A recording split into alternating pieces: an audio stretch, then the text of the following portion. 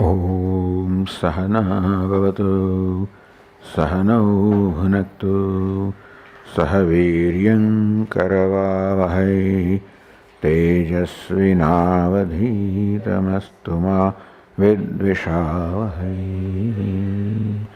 Om Shanti Shanti Shanti.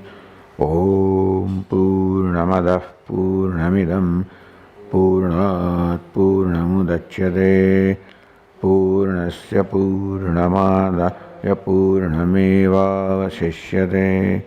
Om Shanti Shanti Shanti.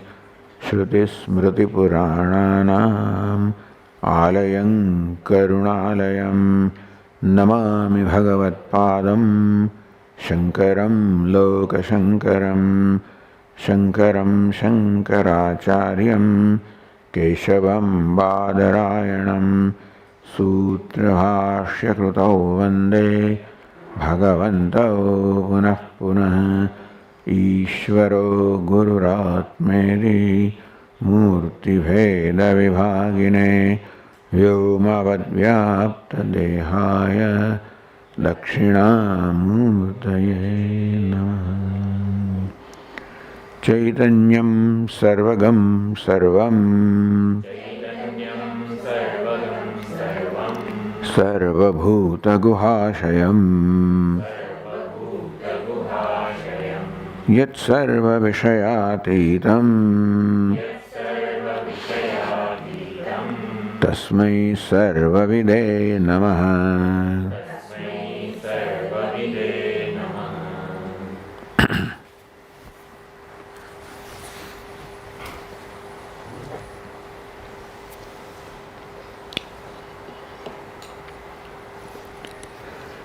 Nirguna Purushamata Prakriyam Nirakritya. Having refuted the Prakriya, the methodology of Nirguna Purusha, that is Sankhya, who believe, posit that Purusha, the Atma, is Nirguna, of the nature of changeless consciousness, but that there are two independent realities, Purusha and Prakriti is unconscious.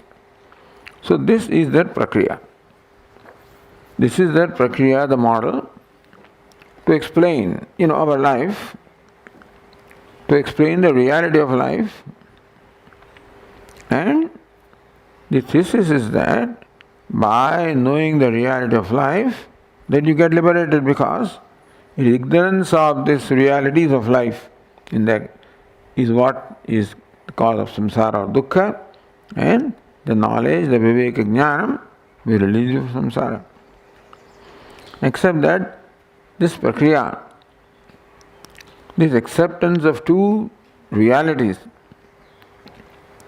Purusha and Prakriti, where Purusha is changeless consciousness, Prakriti is unconscious, that assumption cannot explain anything. That's what the Vedanta showed.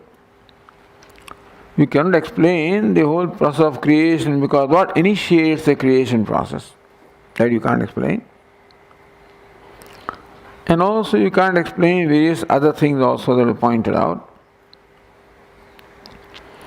That the artharthi sambandha, you say that the Prakriti serves the purpose of Purusha. One is like a servant, other is master. That also you cannot explain, because that one is called a master who is beneficiary of the service performed by the servant.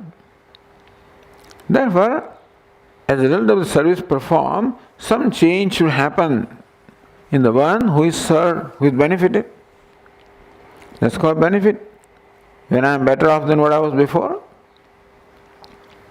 that requires me to change from one state to the other, and that cannot happen to Purusha, who is changeless. Nor can Prakriti, who is inert or unconscious, knows what the Purusha wants.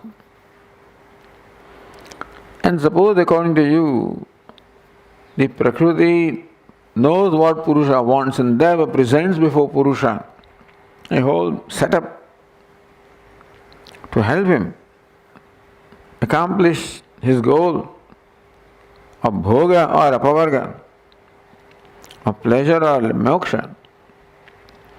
Then also, Prakriti is one. What it does is one thing at a time. How can the one thing that the Prakriti does, how can it satisfy the needs of Purushas who have contradictory needs? That also doesn't make sense. Thus, in many ways, it was explained how this whole model, this whole imagination doesn't make sense.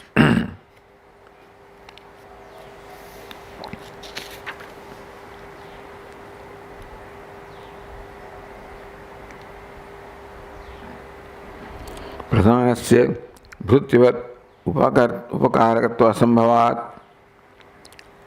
That pradhana cannot be beneficiary like a servant is to the master. अतः प्रधान पुरुषयोः अर्थार्थित्व कल्पना न युक्तम. And so this artharthi kalpana etc. na yuktam is not logical.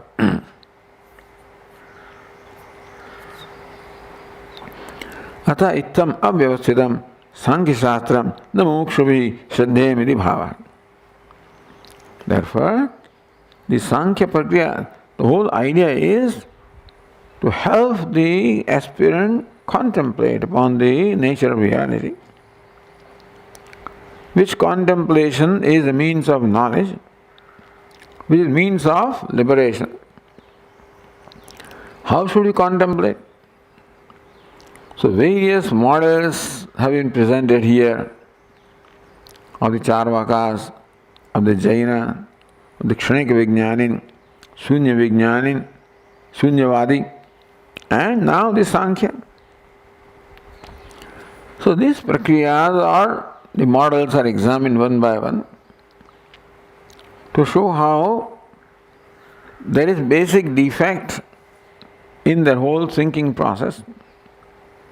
And therefore, if you contemplate upon the truth the way they are explaining to you, you will not arrive at the reality. You will not arrive at the true knowledge. And therefore, you cannot attain the purpose of freedom. Now, continuing this refuting of the principal schools of thought that are available there, with the verse 51 says, Nirguna Purusha Mata Prakriyam Nirakrutya. So that's the Prakriya of Sankhya, where Purusha is Nirguna, which is no problem with us, except that Prakriti is different. And that there is no acceptance of Parameshvara. Sankhyas do not see the need of accepting another principle who can be held, considered as a cause of prompting the Prakriti to do what is required. So Prakriti cannot be prompted because there is no Purusha outside, no Parameshvara outside that.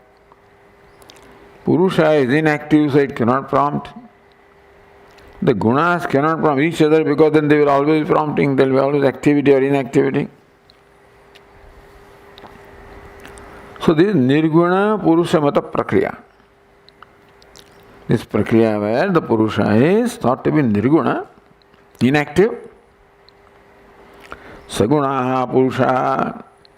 Now the Vaisheshika Mata Prakriyam Dushayati. Vaisheshika say that Purusha or Atma is Saguna, possessed of many gunas or qualities. Sukham, Dukkham, Jnana, Prayatna, Ichcha, Dvesha. So many these gunas imagined to belong to Atma. Because this Ichcha, Dvesha, Sukha, Dukkha, they must belong somewhere. And our experience, I am Sukhi, I am Dukkhi. So the I is the ashraya, the locus of the Ichcha, Dvesha, that's our experience. And therefore they said that the Atma is the locus of the adhara, or locus of the qualities of ichcha, dvesha, sukham, dukkham, prayatna, etc. Meaning the Purusha or the Atma is saguna, possessed of these gunas. So now let us see if this is what we accept, then whether can you explain our day-to-day experiences or not.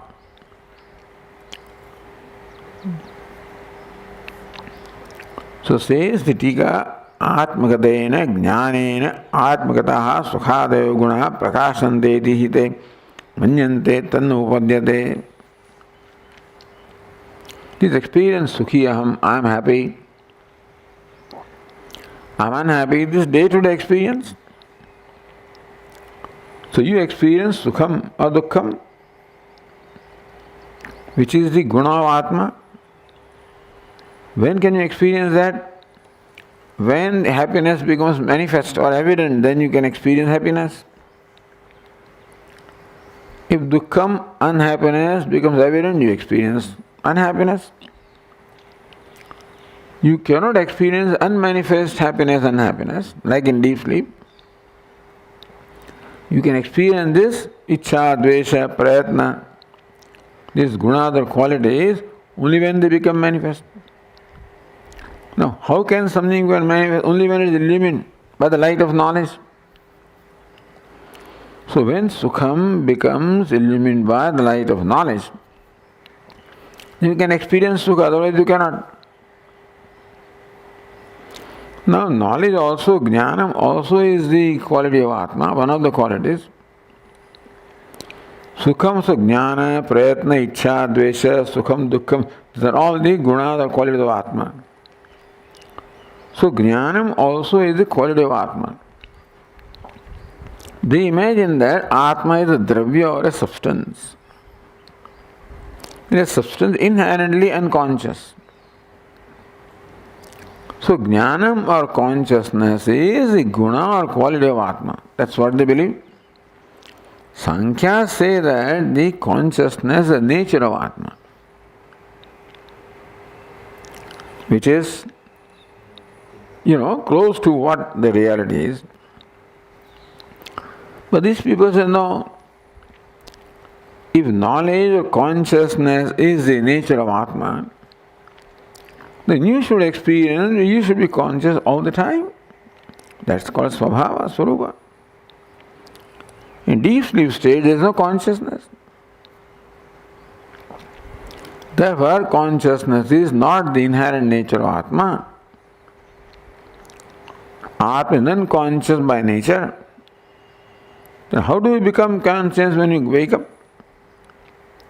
How does consciousness come in the dream or waking state?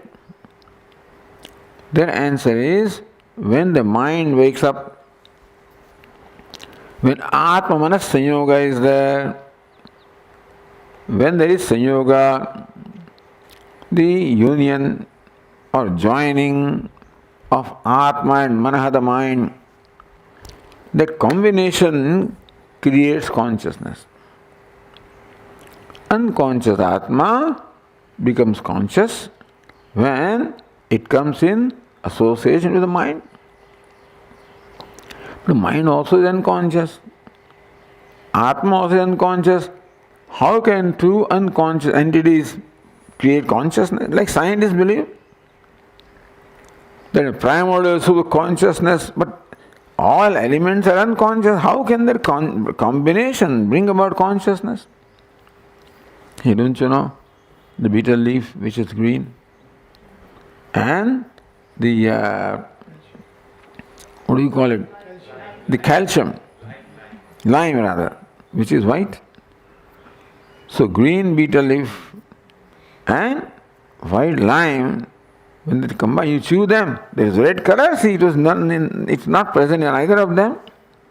It can happen, and stuff like that. So Sankhya says that how the unconscious cloud knows the need of the conscious forest, and that's how selectively there is rain where the forest is. That example of how unconscious Prakriti knows the need of conscious Purusha. Here, how unconscious Atma displays consciousness in this manner. So Atma and Mana, both of them should come in contact with each other. Then consciousness comes. Then we can become conscious of happiness. Because Jnanam also is Guna. And Jnanam or the consciousness or the knowledge will manifest when Atma and Mana, the self and the mind, they come in contact with each other. In deep sleep, that contact is not there, therefore the knowledge is not manifest. When you wake up, mind wakes up, Atma and the mind come in contact with each other, consciousness arises. This is their model. Now remember that Jnanam or the knowledge also is a quality. And says Sukham also is a quality. Sukham, qualities such as Sukham, can be known only when the knowledge is manifest.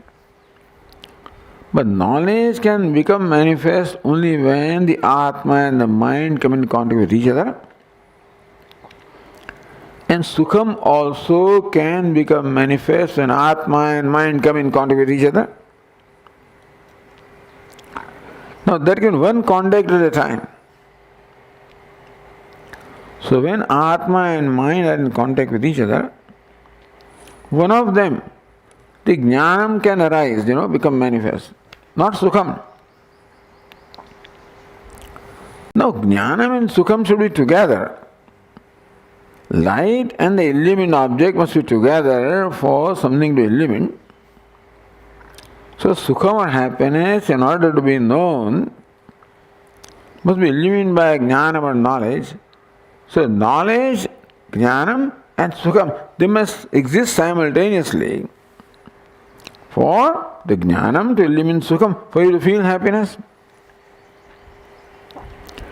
But both of them are the product of the joining or union of Atma and mind. At a time, only one of them can become manifest. So when Jnana is manifest, Sukham is not there. Sukham is manifest, Jnana is not there. So how will you know Sukham? Sukha is an example, applies to all other qualities also.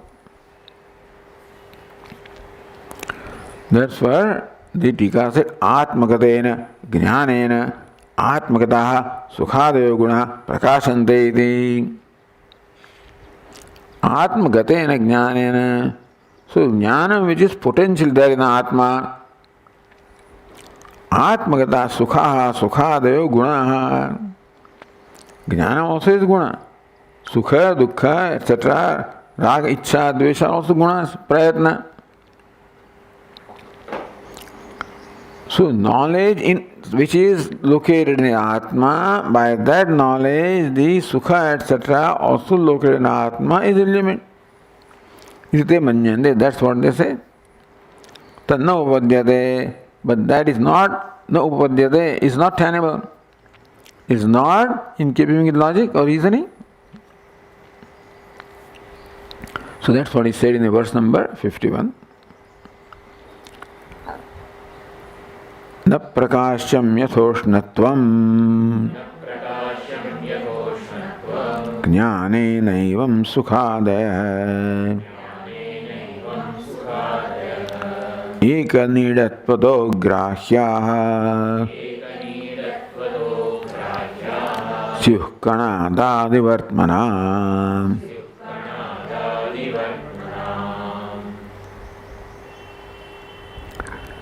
Yatha Ushnatvam na Prakasham. This is the illustration.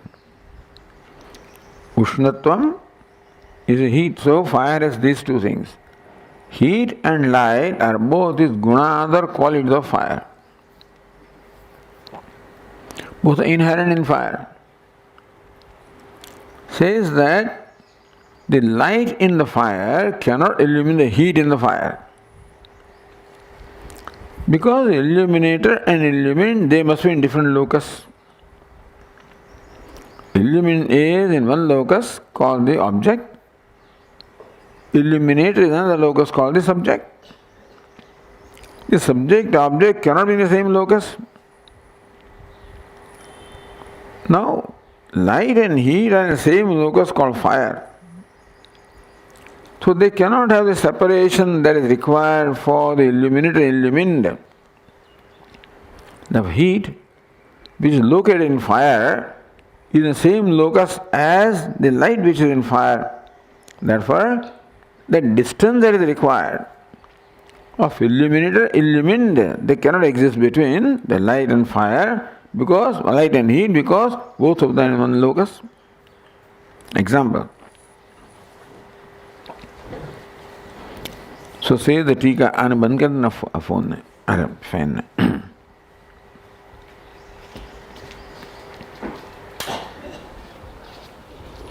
तथा ही so तन्न उपपद्यते.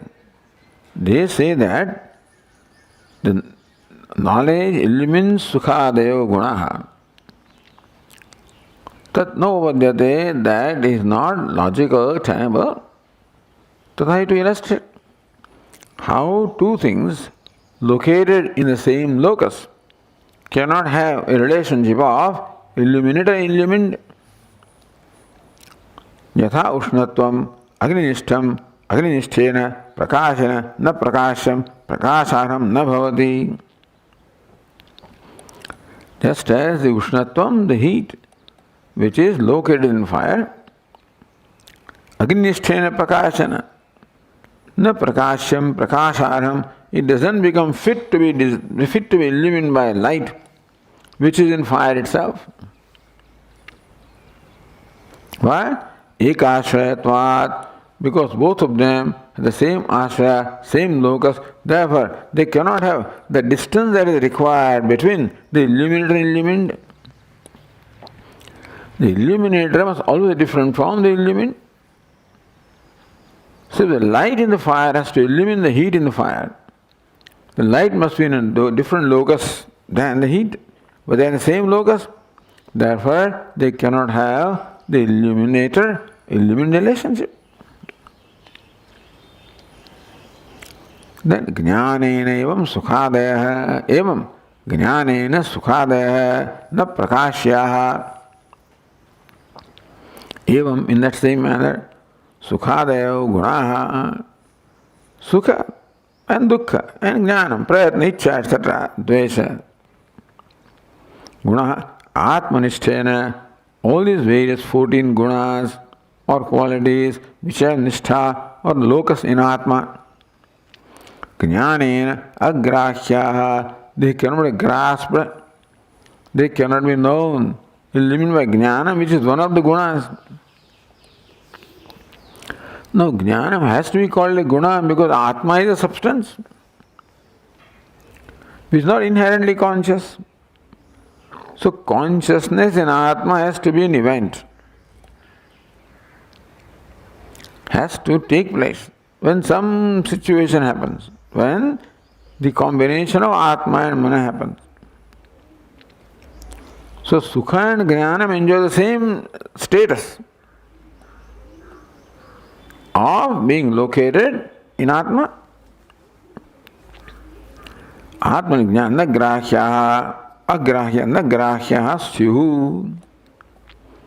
So just as the heat in the fire cannot be illumined by the light in the fire, so also the sukham in the atma cannot be illumined by jnanam in atma. Kutaha? So this is a statement, this is pratigna. What is the hetu? Kutaha? So next line, eka nidatvataha. That tasil pratyaya is the fifth case which gives you the hetu or the reason. Eka nidatvataha. Eka nidatva, nida, ashraya. And so, therefore, they belong to same ashraya. Like the birds, they belong to same nida, ashraya. So these are the birds like sukha, etc. Therefore, so eka nidatvat, eka ashrayatvat.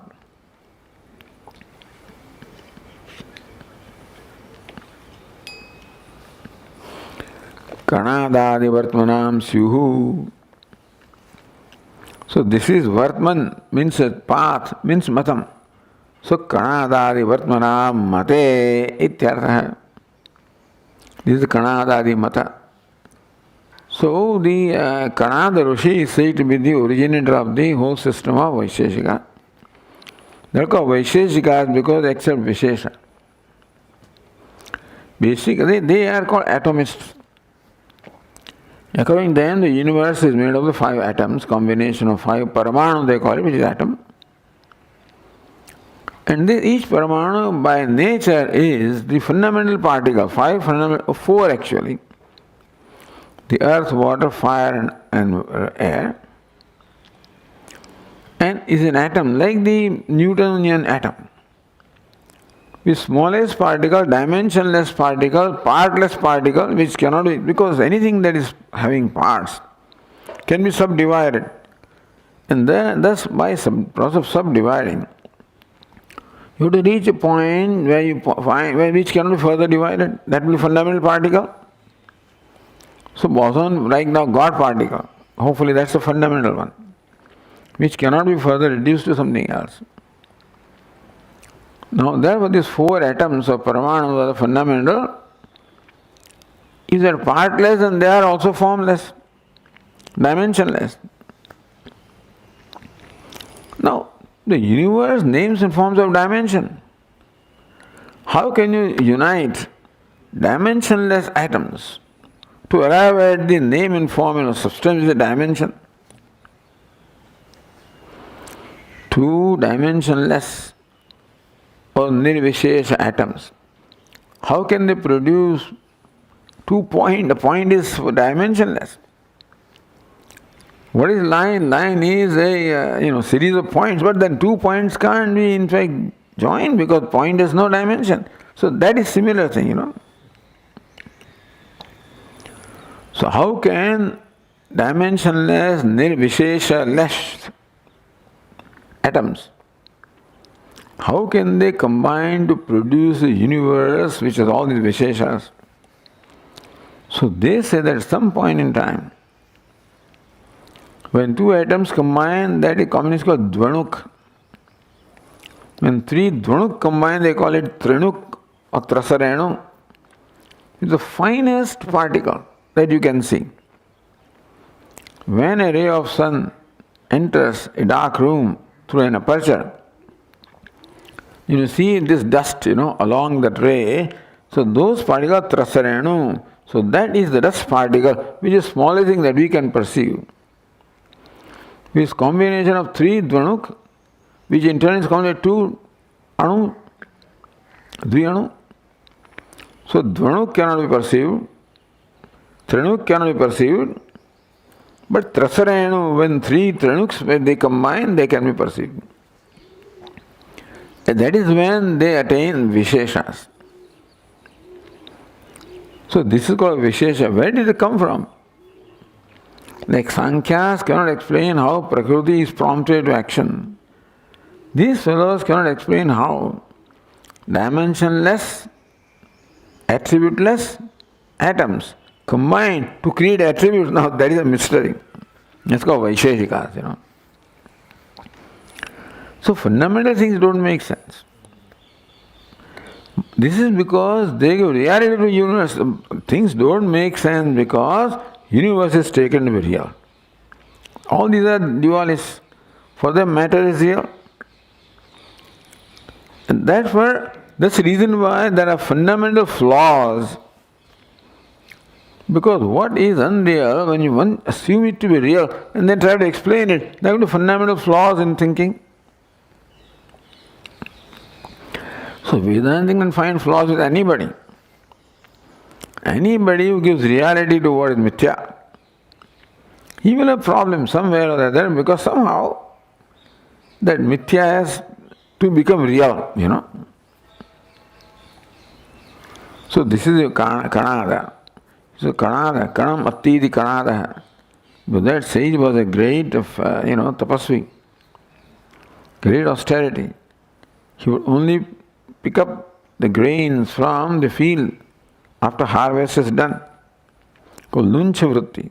And so That's how they were all very great tapasvis, austerities, penance.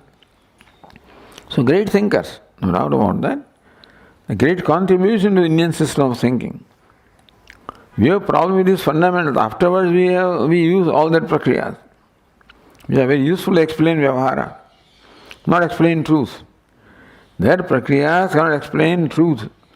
That prakriyas can explain vyavahara. So as far as vyavahara is concerned, we use those prakriyas.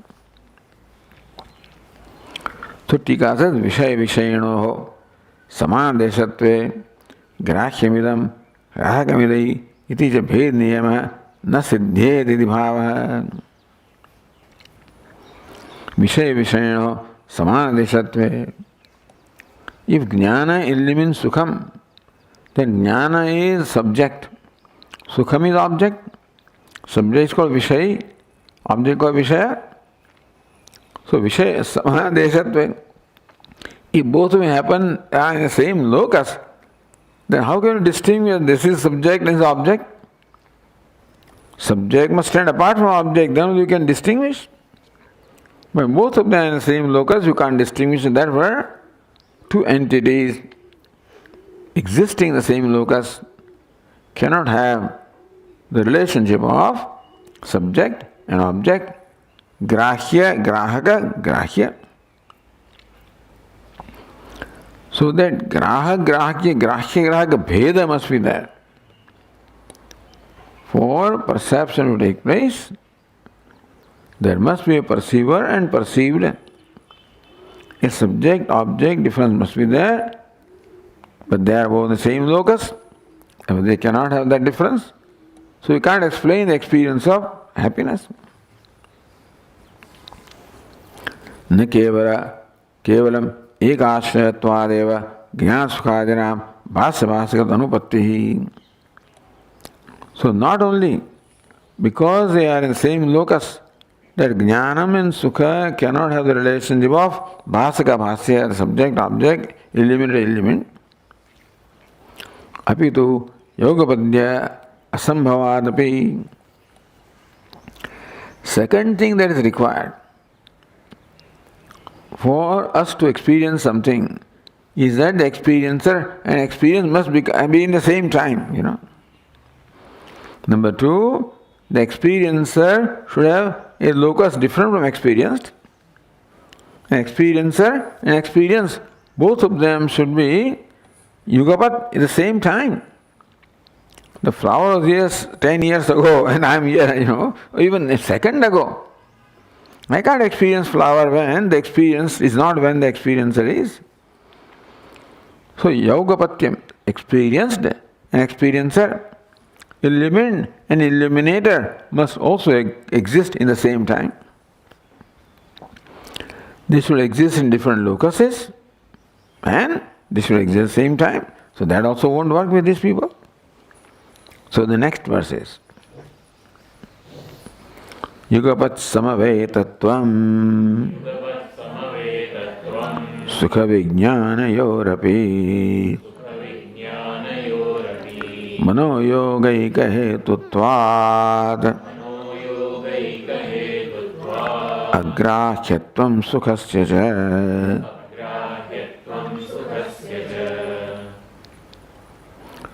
Sukha vijnanayoho yugavat samavetatvam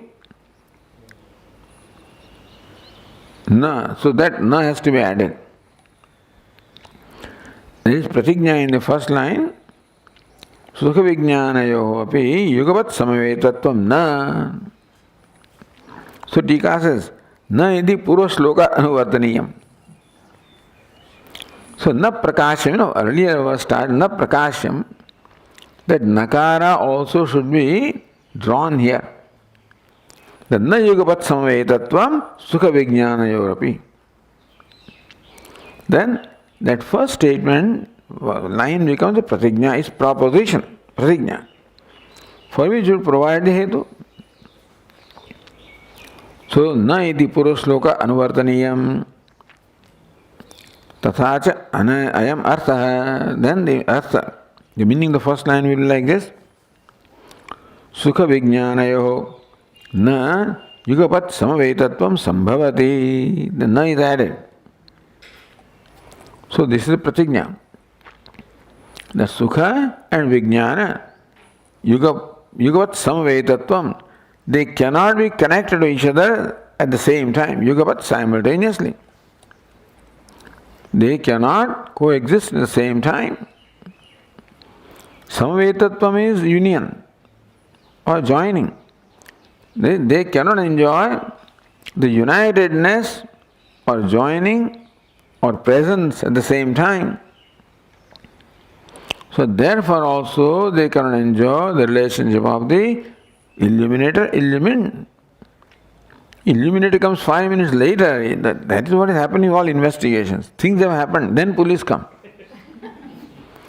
So now they are trying to understand things, but that has already happened. Only something is present now.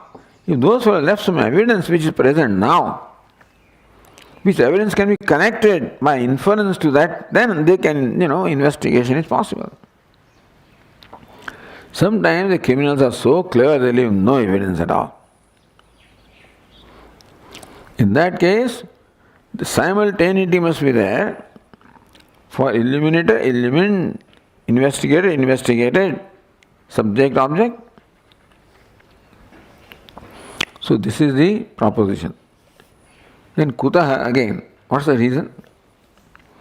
So mano yoga eka hetu twat, again twat is what hetu, fifth case. Mano yoga eka hetu twat. So mano yoga eka hetu twat, manasya yogasya asamvaya karanasya ekameva atmaganam prati hetutva vivagamat. So because one hetu is there, for jnanam to become manifest, mano yogikam is required. So mano yoga is required, for jnanam. So atma mano yoga. For jnanam or consciousness to manifest, you require yoga, the union of atma and the mind. Same hetu. What? The union of atma and mind is required for the manifestation of sukha. So eka hetutvat. Manifestation of happiness also requires one hetu is what? Atma mano yoga. And manifestation of jnanam also requires same hetu, atma, same hetu is required. If other things created, manifest atma and something else, then they can be together. Two different hetus can exist at the same time. One hetu cannot exist at the same time. Therefore, manasya yogasya asamvaya karanasya. Asamvaya karana. Samvaya is simultaneous presence. Or samvaya means also is an inseparable relationship. Like between clay and pot, the relationship is samvaya, inseparable. A samvaya not the separate. Like this has one cause, God has clay, is called samavaya karanam. Inseparable cause. Pot cannot be without clay. We call it upadana karanam. The pot also requires other causes. For example, it requires a wheel. So, potter's wheel is also a karanam, but not samavaya. Meaning, it doesn't, it is not part of this. It's not inseparable relationship. Asamvaya karanam. So, for creation of something, requires samvaya karanam, which is what we call the upadana karanam, material cause. Asamvaya karanam becomes nimitta karanam. So, pot makers, potter's wheel, and all that stuff that is required is nimitta karanam, asamvaya karanam, the cause which is separated, separate cause, inseparable cause. So now, this knowledge arises because of this sanyoga or the union of atma and mana. That's not part of it. Separate, there is a samvaya karanam. Not samvaya karanam, asamvaya karanam for the manifestation of the knowledge. The union of Atma and mind is an independent thing. It's not that they cannot, they have to be together. They don't have to be. Therefore, Atmanas Sanyoga is asamvaya karanam for manifestation of Sukha or manifestation of Jnanam. So, manifestation of Sukha requires same karanam. Atmana Yoga as the manifestation of Jnanam also requires same karanam. Atmana Yoga.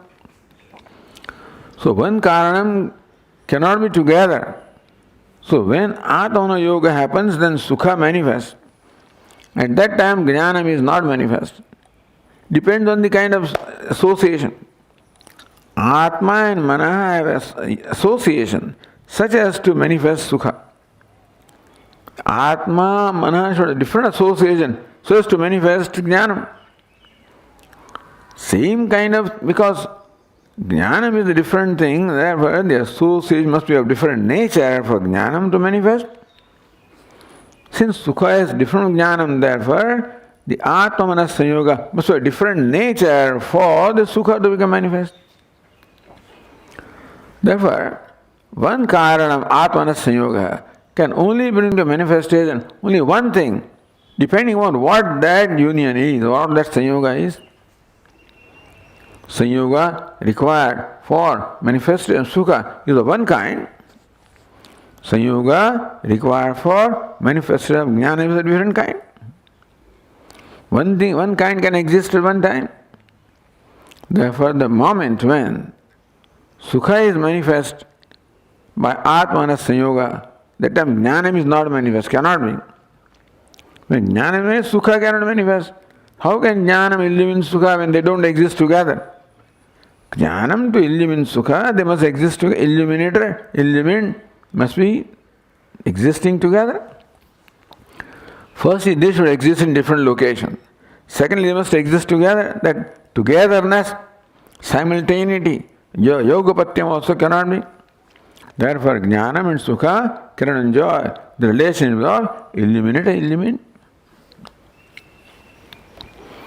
So, Mano Yoga Eka Hetutvat. Eka Hetutvat. Eka Hetu. Only one Hetu. Mano Yoga is a Hetu for Sukham as well as Jnanam. Atmanasya Yoga. So, Manasya Yogasya Asamvaya Karanasya Ekameva Atmagunam Prati Hetu Abhyupagamat. So, Manasya Sanyoga or the association of the mind is the same Hetu for the manifestation of Sukha as well as Jnanam. That is so this is what their Abhyupagama. This is what their conclusion or understanding is. They have arrived at this understanding. That for any guna in the Atma to become manifest, Atma should come in contact with mind. And that contact will be of that nature to bring out that guna. That contact will be of different nature to bring out another guna. So different kinds of contacts are required for different gunas to become manifest. At a given time, only one kind of contact can be there, which can bring manifest one kind of guna, and that other guna cannot become manifest. Therefore, Jnanam and Sukha cannot manifest together. So, there is no Jnana to illumine Sukha, therefore Sukha cannot be experienced. Now, we are taking, I experience happiness, simple experience is taken. And whether they can explain that simple experience by their theory, they cannot explain it. That means it doesn't, what they say doesn't make sense, that's the whole idea.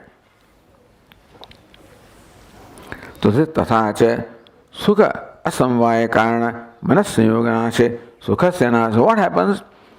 Imagine that there is now sanyoga of Atma and Manaha, the kind of sanyoga that is required for the manifestation of Sukha.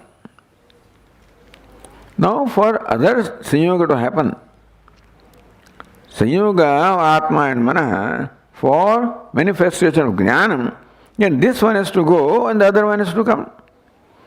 When first sanyoga goes, Sukha also goes there. Sukha became manifest by a given kind of the association of Atma and Mana. When that goes, then the other one can come. So when jnanam comes, sukha is not there. Sukhasya nasad.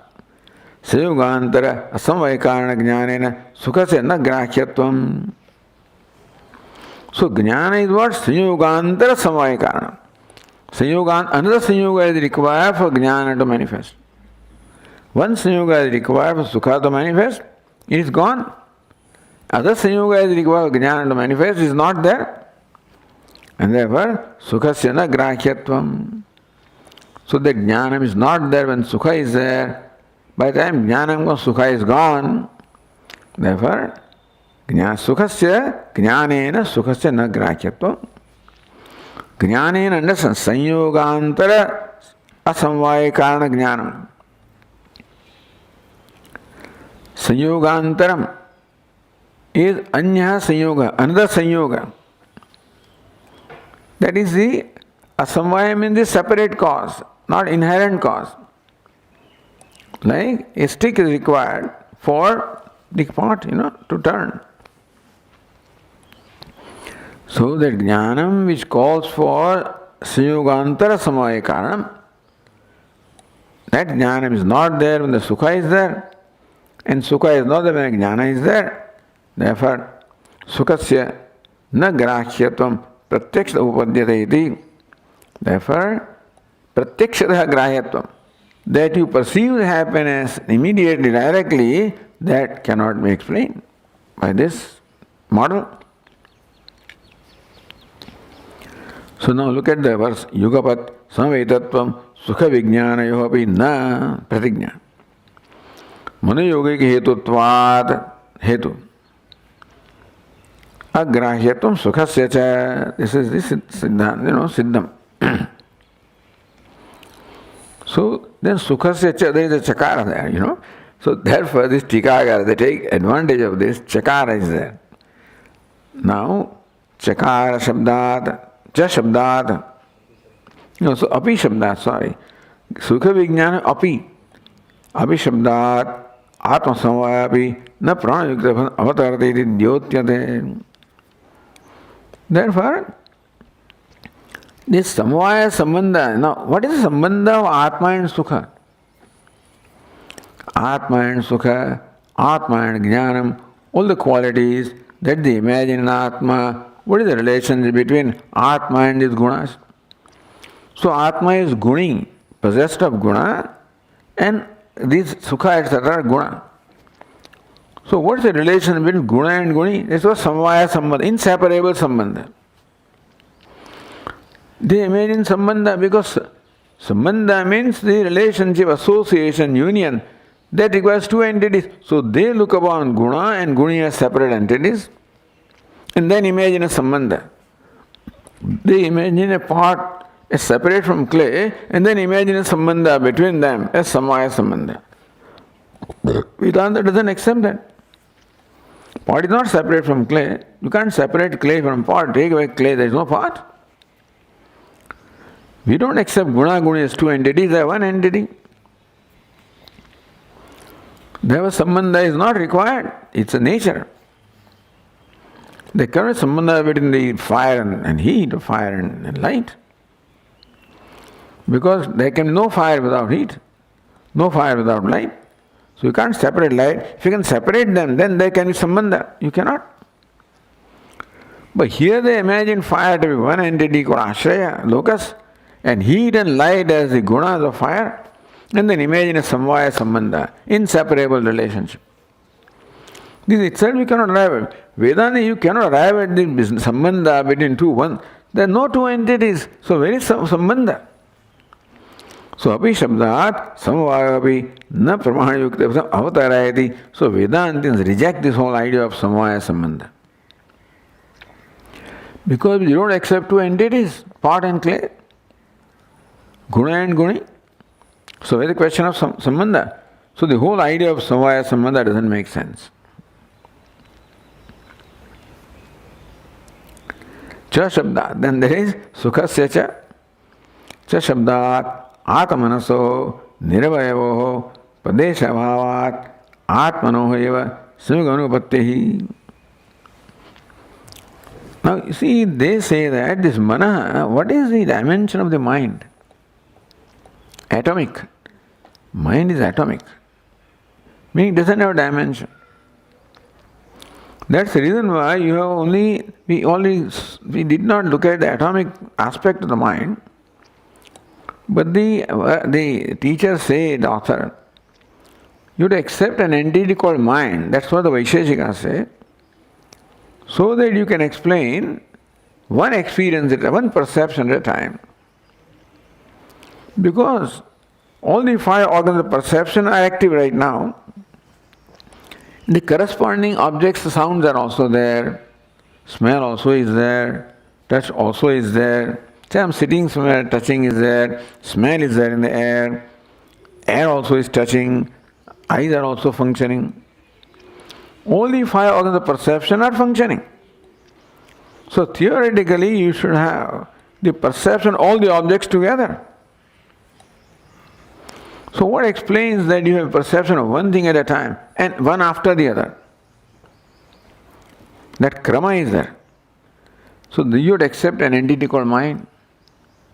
And mind is not all pervasive. If it's all pervasive, then you will again experience, of all the entities together. So mind must be in one sense organ at a time. Therefore, you have only one perception at a time. The sequence will be so fast that you think you are experiencing together. But the idea is there, we have only one experience at a time, one vritti at a time. Like the films on the screen, they run so fast it looks like continuous. But there is no continuity. And therefore, the atomic mind explains how there is experience one perception at a time and it is one after the other. Now what is it? Therefore mind must be atomic, not all pervasive. So mind also doesn't have dimension. And so, Shabda, Atma Manaso Niravaya, Atma is Vibhu. Atma is supposed to be all pervasive. And there are countless Atmas, all pervasive. Interesting thing is that all Atmas are all pervasive and still they are distinct. Otherwise, your Atma is all pervasive and then there will be no total confusion. But no, Atma that is distinct from the Atma that I am, so they are Vibhu, all pervasive, same time distinct. How? That's how somehow. Now you are talking about this Sanyoga of Atma and the mind. So Atma is all pervasive, that were formless, Nirakara, and partless. Mind is atomic, they were formless and partless. So how these two formless and partless things, how can there be Sanyoga? Isn't it? So Shabdat, Atma Niravayo, Atmanasoho. Atma is Vibhu, all pervasive, therefore Nirakara, formless, therefore Niravayava, partless. So that which is part will have a form, is created. So mind also is eternal. So they accept eternal things. The four atoms are eternal, Atma is eternal, Mana is eternal, and Dikkala, the quarters and time are also eternal. So five elements, Atma, Manaha, Dik, Kala. So all of these are Nitya according to them. Nitya can be not created. Nitya means indestructible. Only when they are not created. Anything that is created always has parts. What is not created is partless, otherwise it will be created and it will be perishable. So Atmanaso Niravayavoho. Atma and man, both of them are Niravayava. One is atom, without avayava. One is all pervasive, but Niravayava. Pradesha Abhava. So it's not that Atma is one place and then they are in different Pradesha and come together. Atmanohi. So two Atmas cannot have Sanyoga according to them. Similarly, Atma and Manas also, because Atmas are partless, there were two Atmas cannot have combination. Two partless entities cannot combine with each other. So Atma and mind also are partless, so they also cannot, so how do you expect him? Atma Manas Sanyoga itself cannot explain because Atma is partless, Manas also is partless. Therefore, Atma eva Sanyoga Anupatti. Just as two Atmas cannot have a Sanyoga with each other, otherwise, because they are distinct. Similarly also, Atma and Mana being partless also cannot, you can't explain Sanyoga. You can't explain Samvaya, you can't explain this Atmana Sanyoga. Sanyogeva Vibhoho Atmana Vibhaga Anupattehi. If this Sanyoga is possible, if Atma and Mana, both of them are partless, can still have a Sanyoga, suppose then Atma and Atma, they are also partless, so they also have Sanyoga. Sanyogeva. If Atma and Atma also have Sanyoga, then Vibhoho, Atmana, Vibhaga, Anupatti. Then how can you say one Atma and another Atma? If two partless entities can join, like Atma and Mana, then two partless entities like Atma and Atma also can join. If they join, then you can't distinguish one Atma from the other. Yet you want to distinguish. So you cannot accept the Sanyoga of two Atmas because they are partless. But you accept Sanyoga of Atma and Mana even though they are partless. So either you accept Sanyoga, in which case there is distinction of Atmas cannot be. Or you cannot accept, if you want distinction of Atmas, then you cannot Sanyoga of Atma and Mana.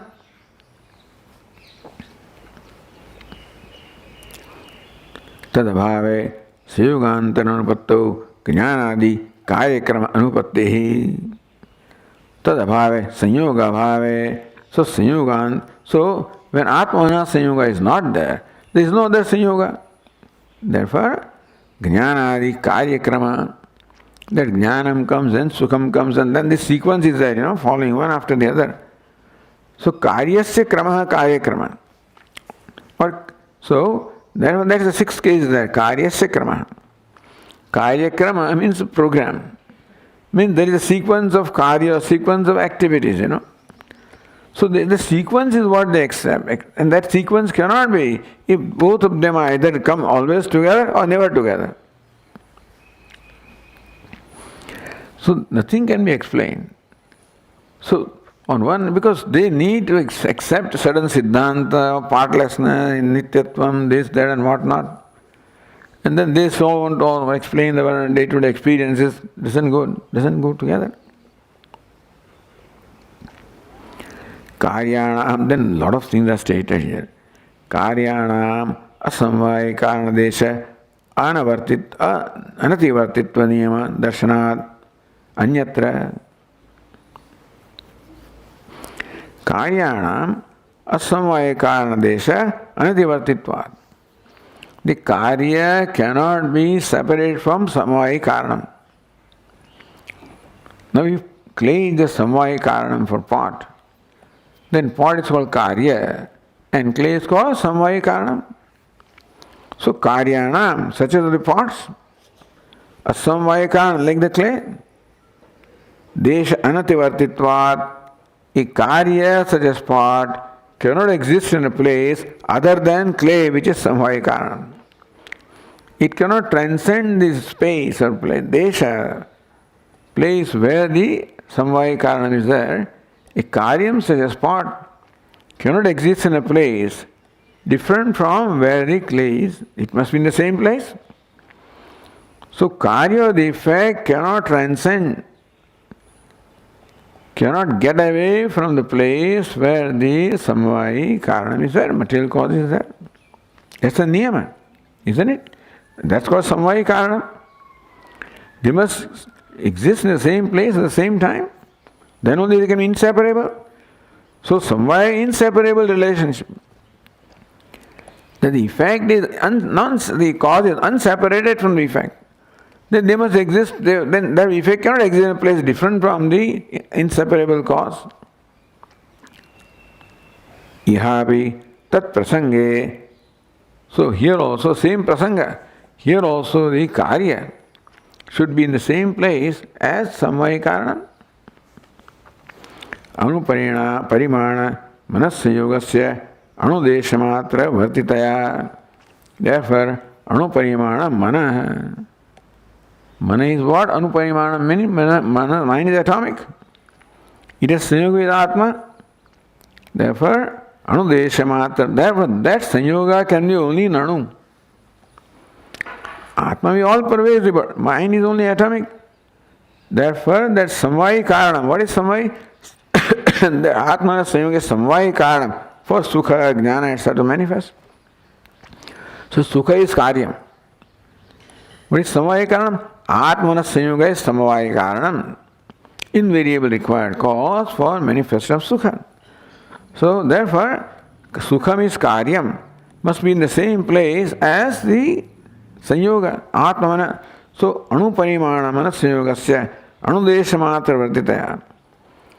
So therefore this Sanyoga of Atma and the mind is atomic, therefore that Sanyoga can be only in only at the atom where the mind is. Its dimension is atomic, dimensionless really. Tat karyasyapi tanmatra vartitve. Therefore, wherever the mind is, that is where the Sanyoga is. Mind is atomic, therefore Sanyoga also atomic. Therefore, Atma and Sanyoga in one place at a time. So that's what they want. In the eyes it is there, so that is why you only see, you don't hear. Then you hear, therefore you don't touch. But we have that experience. Sakala shariragata atma vedanayaha. But then when the pain happens in the whole body, it is our experience also that you experience pain in the whole body. Or other example is that when you take a dip, you are so hot in Rishikesh, you take a dip in the Ganga, you experience cold in the whole body simultaneously, isn't it? Meaning that we have the experience of Vedana or sensation of in the whole body, either a Vedana of pain or cold and things like that. So there are experiences where there is the simultaneous experience of the whole body. If the mind is atomic, then that Vedana will be only in one atom, where the mind is not in the whole body. That would be nice, but that's not so. By the same token, that cold exhilaration that experience in cold water also will be on one atomic, not elsewhere. Apratyaksha prasanga, therefore by that atomic mind and the manasyoga, atma manasyoga, so that sanyoga will be in one place where the mind is. Therefore, the sensation which is a result of that sanyoga in one place only. You can't explain sensation in the whole body. Ityadi dushanagana samucchayate, and like this so many dushanas are there by chakara. Samucchayate. So that chakara is there at all these kind of fallacies in the thinking or the defects in thinking, let us say. All of these also are implied here in this. Okay. Om Purnamadah Purnamidam Purnat Purnamudachyate Purnasya Purnamada Purnameva Vashishyate. Om Shanti Shanti Shanti. Shankaram Shankaracharyam Keshavam Vadarayanam Sutra Bhashya Krutau Vande Punah Ishvaro Gururatmedi Murti Bheda Vibhagine Vyomavad Vyapta Dakshinamurtaye Namaha. Om Shanti Shanti Shanti. Hari Om. Shri Gurubhyo Namaha. Hari Om.